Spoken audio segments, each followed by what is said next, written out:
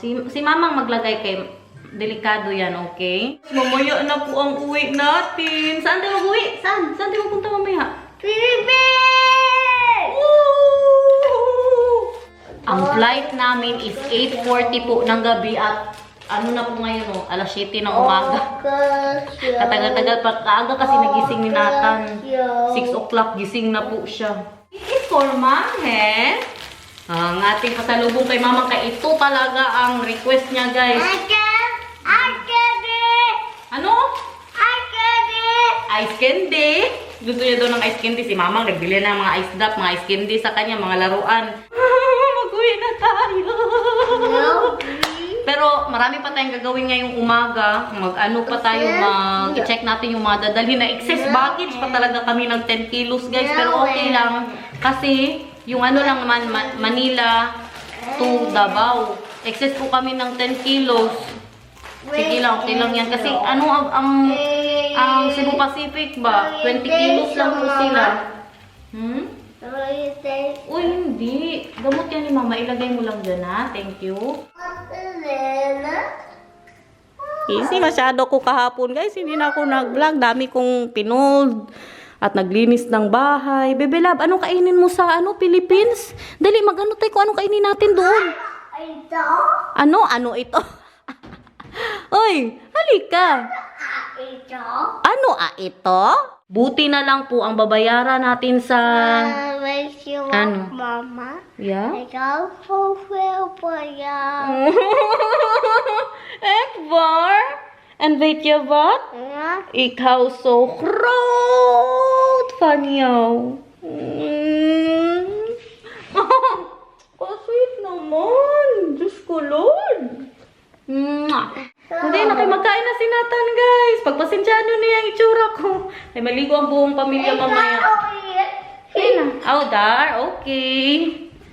Maligo kami mamaya. Kay alas 3 pa man yung alis natin. Ihatid po kami ni Bianan. Si Daniel, pinatulog ko na po muna. Bumaba kami agad ni Nathan. Kasi hirap po yan siyang matulog sa eroplano. Kawawa ba? Tapos anong oras pa ang dating namin sa Pilipinas, guys? Alas 8 ng gabi. Sabi ko matulog siya. Matulog siya hanggang alas 3 ngayon. Hallelujah, hallelujah, hallelujah. Grabe naman talaga magkanta ang Bebe Love na ito. Ito pa, sobrang lungkot ko po kahapon. Kasi yun na nga, na-excess baggage po tayo ng 10 kilos. Alam nyo ba na sinacrifice ko ang sandal ko, guys? Na gusto ko talagang dalhin. Sa Pilipinas, sinacrifice ko siya. Kaya kabigat-bigat din nun. Na, naiwan na lang dito. Kayo na nga, na excess na tayo. Alam nyo naman kung gaano ko kamahal yung mga sandal ko. Tapos gustong-gusto ko siya ba na para sana sa mga outfitan natin sa Pilipinas. Buti na lang ngayon, sabi ni Daniel, na pwede pa po kaming magdala ng isang hand carry na trolley. Madala po natin siya. At hindi na po siya naging surprise. Diba sabi ko nung nakarang vlog natin na i-surprise ko sana si April Select at saka ang pamilya niya at saka si Derich. Hindi na lang, guys, kay sila na lang man. Alam na ng lahat. Hindi natago doon sa Pilipinas. Kaya sabi ko, sabihin na lang natin, Ma'am, para makatulong pa sila magdasal. Kaya alam nyo ngayon, natatakot po talaga ako. Ayoko na, pangunahan ako ng takot ko ba. Pero syempre, yun sa mga, ayoko nang isipin nga, yun sa mga nangyari ba, sa mga eroplano, kaya natatakot po ako, no. Sabi ko, Ma'am, sabihin na lang natin, kaya para makatulong pa sila magdasal, Ma'am. Ilagay ko sa freezer tong kanin, para pagbalik namin, may kanin ako. Hindi na ako magluto-luto, no. Kaya sayang, di dito itapon na yun. Kalahati pa, oh. So ngayon, ang pagkasabi ko po sa group chat namin kay si April Select, nag-message siya, sabi niya pa, Day, grabe, malapit ka na masyado mag-uwi. Ilang tulog na lang. Kailan ba sinabi? No, isang araw. Sabi ko, yes, Day, isang tulog na lang. Sabi niya, ha? Isang tulog? Di ba sa March 17 ka pa mag-uwi? Hindi na isang tulog na lang. See you sa Lunes. Sabi ko sa kanya, kasaya-saya. Tinawagan ko po siya. Sabi niya, buang ka, Day. Bakit hindi daw sinurprise? Sabi ko, hindi na lang, Day. Para makatulong ka magdasal. Sa mga hindi nakakaalam, sa mga hindi po nakapanood ng vlog namin, March 17 po talaga dapat ang aming flight. Kaso, pinaaga po namin, bibili ako ng bagong ticket, March 1, kasi mag-prom po si Derich. Pero yun din, very tight. Grabe ko ka-bright. Yung, mura kasi ang nabili ko na ticket. Guys, alam niyo magkano? 857. Tatlo na po kami, pero Manila lang. Pero mura na masyado yan. 857 pa Manila, na usually, ano ba yan, 600, 700 ang one way. Di, nakabili ako. Larga tayo. Binili ko na po siya. Kasi sa March 3, prom ni The Rich. Tapos gusto ko ba nandyan ako para mag-ayos sa anak ko. Yung mga ganun nga na bagay, guys, na hindi ako, wala ako palagi sa tabi niya ba na yung mga importante sana na bagay na nangyayari sa buhay niya, nandyan ako. Gusto ko yung ako ang mag-ayos sa kanya, ako bang mag-makeup sa kanya. Kaya yun, napauwi po tayo ng maaga. Trigger na naman kaysa sinabi kong makeup, guys. Siyempre, para hindi siya maputla tingnan, concealer ba, tapos kunting lipstick. Hindi yung ma-shadow pa. Si Derich po talaga ang dahilan kung bakit napaaga yung uwi namin. Diba? Prom yan, guys. Minsan lang yan mangyari sa buhay natin. Nung prom ako, nandyan ba si Mamang? Siya ang nag-ayos sa akin. Siya po ang nag-makeup sa akin. Kaya palagi din po ba yung wala si Mamang? Palagi din po siya sa abroad, diba? Since 4 years old po ako, nagtatrabaho na siya abroad. Tapos pag nandyan yan, siya yung mga importante na mangyari sa school. Kasi saya ko, guys. Gusto ko din iparamdam kay Derich na nandyan din po ako para sa kanya. Hindi man natin siya makasama na araw-araw. Tinanong ko na naman siya, Rich, magpunta ka na dito ka na mag-aral? Hindi, ma. Sabi ko, sige, bahala ka siya. Hindi ko na siya pilitin, guys. Hindi ko na po talaga siya pilitin. Kaya nung huling pinilit ko po siya, nag-away lang kami. Siguro mga 3 days niya po ako hindi kinausap. Yun, sa mga edad na ganyan, guys. Ganun po talaga yung hindi mo mapilit, may kanya na silang buhay. Hindi niya po ako kinausap ng mga 2 days or 3 days. Okay, pinagalitan, na-stress na din ako ba? Kasi syempre 16 years old na siya, tapos yung dito hanggang 18 years old lang. Napagod na lang ako, sige pilit sa kanya, guys. Babayaan lang natin, hintayin lang natin na makapag-asawa na lang siguro siya. Kung gusto niya talaga magtira dito. Mag-asawa na lang siguro talaga yan siya ng Dutch. Kaya para makapunta po siya dito, dalhin natin itong mga diaper ni Nathan. Ipag-diaper ko po siya kay nakakatakot. Ayoko din magdala ng madaming extra na damit. Kay kabigat-bigat na yung kanyang yung bag ni Nathan. Dala pa tayo ng mga niya, mga snack niya, tsaka mga mainom po ni Nathan. Magdilig po tayo. Kay para next week na magdilig si Bianan. Kunti lang. Si Sushi naman, huwag kayong mag-alala, guys. Pakita ko po sa inyo ang pagkainan ni Sushi, no? Tsaka yung tubigan niya na automatic. Kaya para hindi po kayo magburi sa kanya. Tsaka, bisitahin po yan siya ni Bianan dito. Look at that, everyone. Ito po yung pagkainan ni Sushi. And puno, pinuno po ni Daniel. Ano po yan? Nagbibigay po yan 2 times a day ng pagkain. May, po yan, may alarm siya, guys. Tapos magsabi pa siya, Sushi na boses ni Daniel. Tapos ito yung kanyang filterized na tubig. Inday Garnet, baka lamigin si Sushi. Social yan. May heater po yan siya ng kanya. Katabi po ng ng higaan niya. Akala nyo, special po yan siya. Hindi normal. Lagay na natin to sa freezer na na din pala yung ref doon. Enough na po namin kay dito ko na nilagay. Nagising na si Daniel, guys. Ako na naman ang matulog. Tulog ako mga 1 hour lang. Yan yung isa dito. Wow, kaganda naman ng bag ng Bebe Love. Yan po yung isa nating hand carry. Diyan ko ilagay yung sandal. Now, excited ka na mag-uwi sa Philippines? Yeah? Tapos pag magsali ka dito, pag magsabi sila, wow, kaganda naman ng hair ng Bebe na yan. Anong sabihin mo? Nakalimutan niya. Salamat po. Very good. Wow, kaganda naman ang eyes ng Bebe na yan. Anong sabihin? Salamat po. Bebe Love, pag makita ka doon ng subscriber, magsabi sa'yo, hello Nathan, magpasalamat ka. Anong sabihin mo sa subscriber? Sabihin mo, salamat po. Salamat po. O tapos sabi ng subscriber sa'yo, wow, kaganda naman ng ng hair ni Nathan. Anong sabihin mo?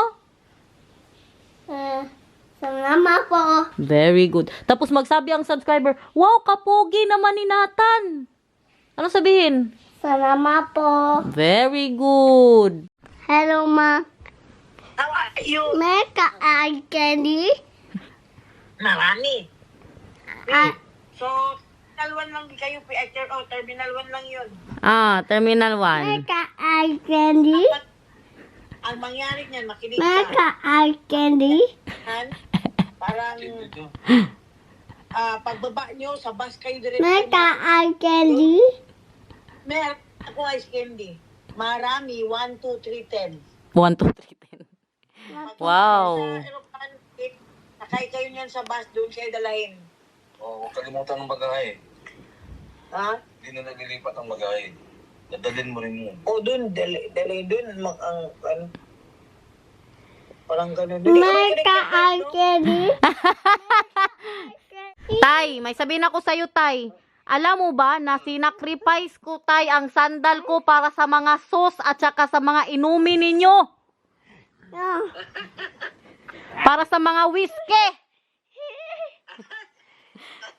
You're telling that the sauce is so super heavy. Yeah. Tinatry na ni Daniel kung anong suotin niya na pantalon. Dabi, can you get up? Pantalon? Uy!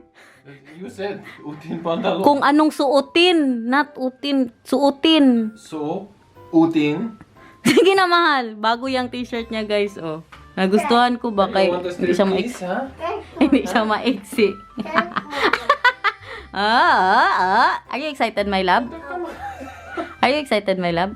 Put it up. Wow, so moy. Oh, this one is nice. Sige daw, be. Kay sakay ng eroplano katagal-tagal mag-upo, guys. Kaya tinatry niya ba kung anong pinaka very comfy. I like the black one. Okay, then let's do the black one. Dabi, kay nag-shave baya yan siya, oh. Dabi, Or dabi. the new one. Kapugi. Ha? Or the new one is also good. I don't know what you want, mahal. It's your balls. I'm not feeling it. It's not my balls. It's here. Oh, That's what I'm feeling. My balls are fine in all of them. okay. Grabe ang mga topic natin for today's vlog ba? It's Grabe. your balls. She's saying. Sige na, dali na. Ay, mahal, I want to tell you something.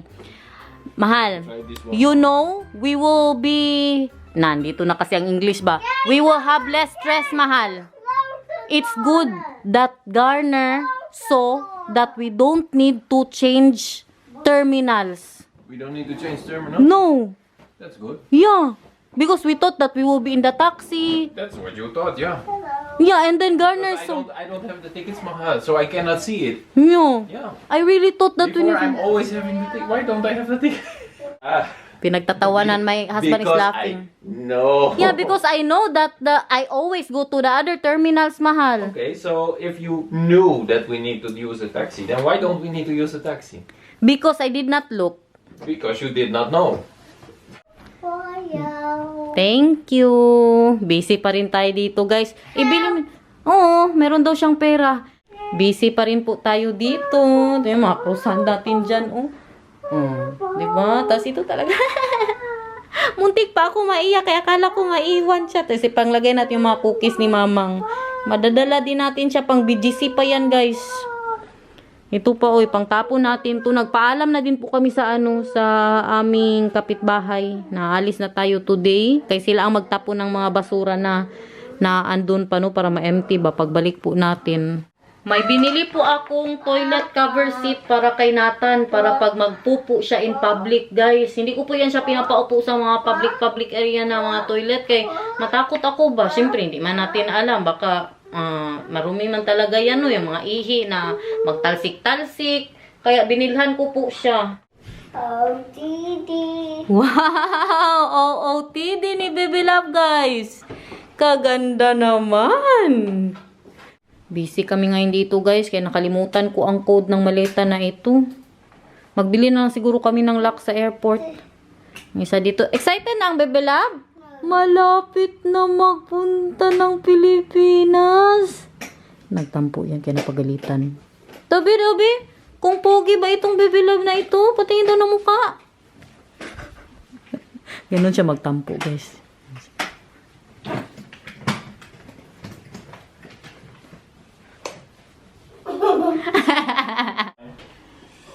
So, 22. Ah, So there's perfect. still room to put something in there. Perfect. And the other one? Oh, then I can put my shaver in there. Yeah. And my shaver too. Ang bangs daw, B. Ginupitan ko po siya kunti sa gitna. Ayan. Mama. Po, okay ka na. Hindi ka na nag-ano dyan, nag-inoe. Okay na. Mwah! Anong gawin mo sa Philippines? Magpunta ka kay Jollibee? Yes. Anong sabihin mo kay Jollibee? Hello. Hello, Jollibee. Dali. Hi guys. Hi guys.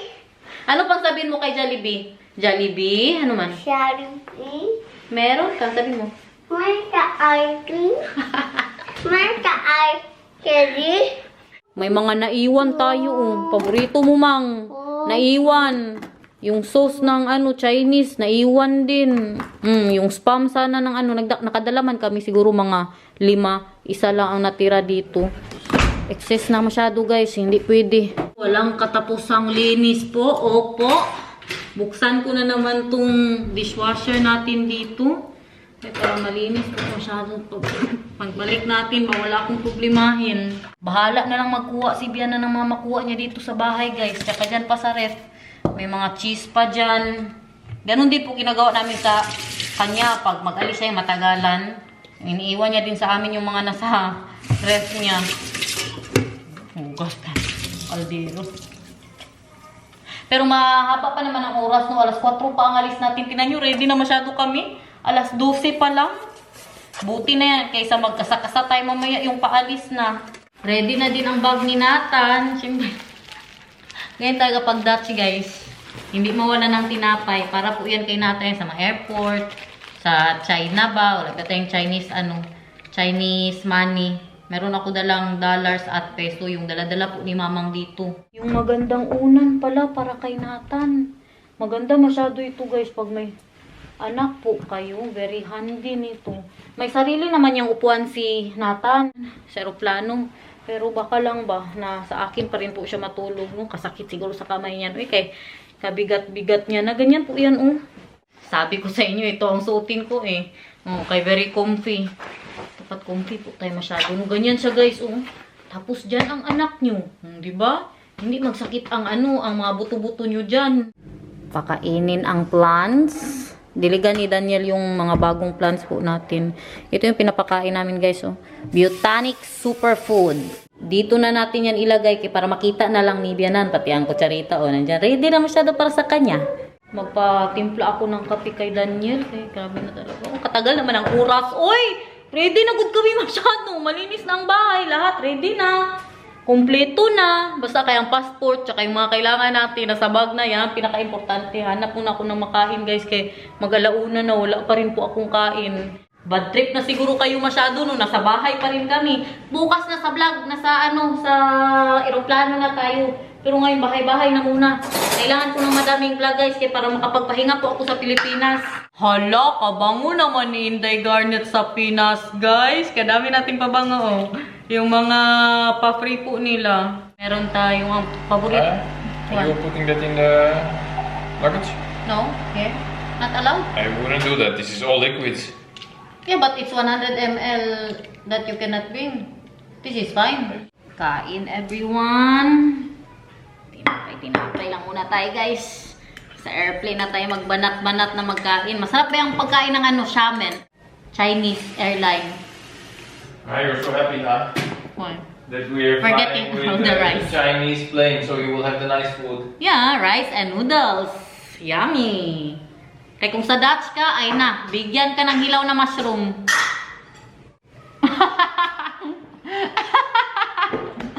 Hey, guys, do you know?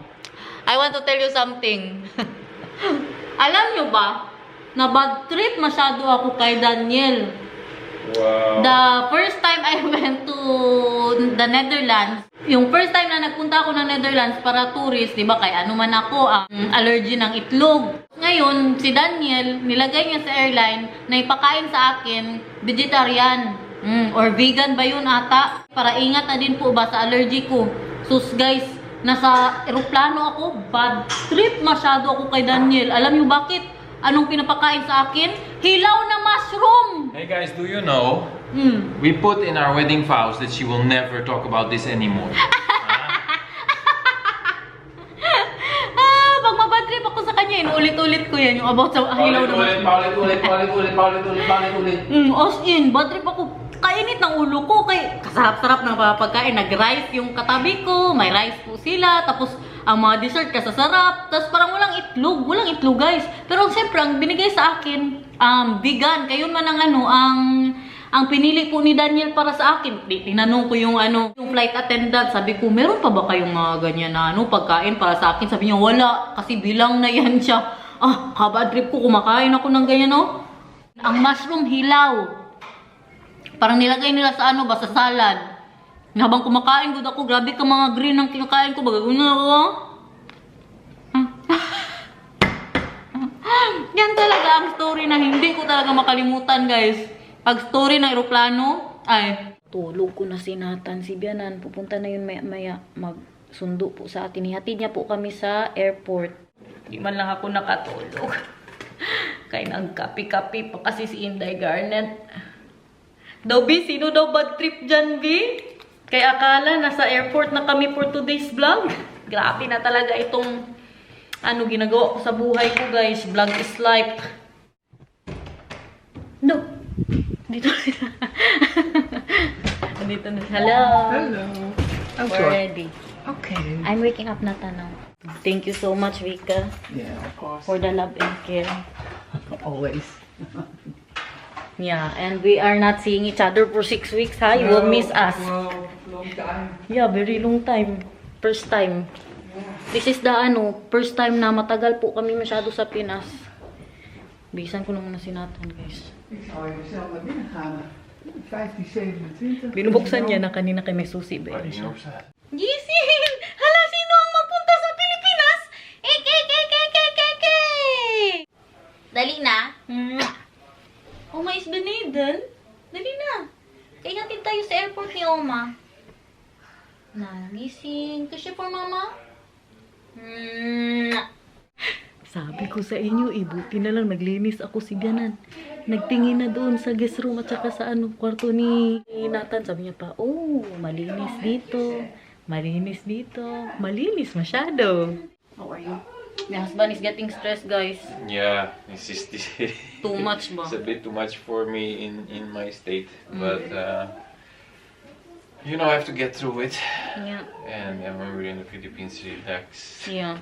Hopefully in the plane I can relax already. You know, Yeah. we've been sitting downstairs relaxing for like a couple hours, 2 Yeah. hours, but my heart's still pounding. Busy kasi ba yung mag-ready ng bahay, mga pangtanggalin, anong mga kailangan gawin, kaya parang na-stress po siya. Natawa talaga ako kay Bianan, guys, kaya nagtingin-tingin kung malinis na ba. En de knuffels en de Duplo daar. Yeah. De commode is nu weg, Garnet. Yeah, we throw it away. Oké. Yeah. Wat Ja. hebben we? Oh ja, de Commode. Ja, zo is het ook mooier een kamertje voor hem. Malinis na yung bahay ko. Kala nyo? You see that everyone. Grabe ang linis ni Inday Garnet. Uy, makasabi talaga siya ng wow.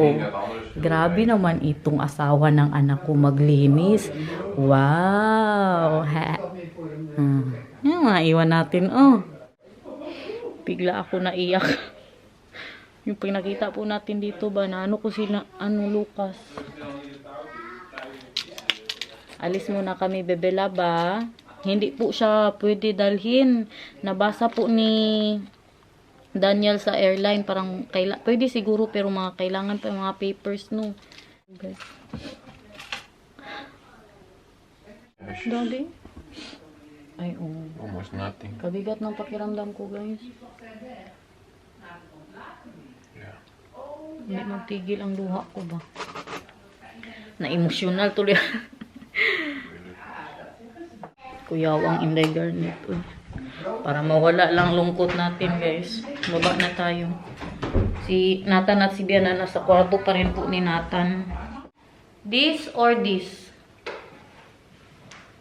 This or this?